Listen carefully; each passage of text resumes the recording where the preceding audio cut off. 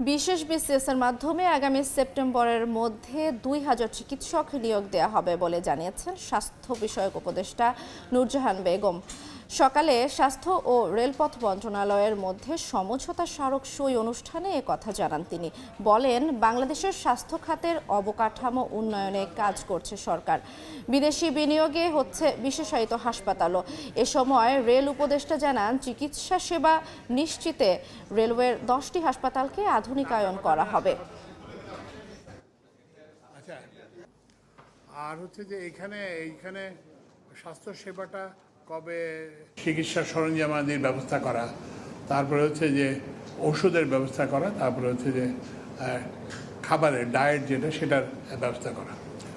তো এইটা যে আগামীকাল থেকেই যে আমরা ওখানে রোগী নিয়ে সেবা শুরু করতে পারবে এমন কিন্তু না, এমন পরিস্থিতি ওখানে নাই।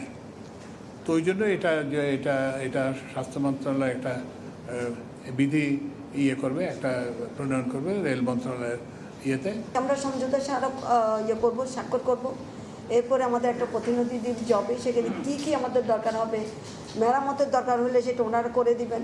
অর্থাৎ করণীয় কাজে স্বল্প সময়ের মধ্যে কোন কোন কাজগুলো করতে হবে, মধ্যমেয়াদী কী কাজ করতে হবে, দীর্ঘমেয়াদী কী কাজ করতে হবে, সেগুলো তালিকা তারা তৈরি করবেন।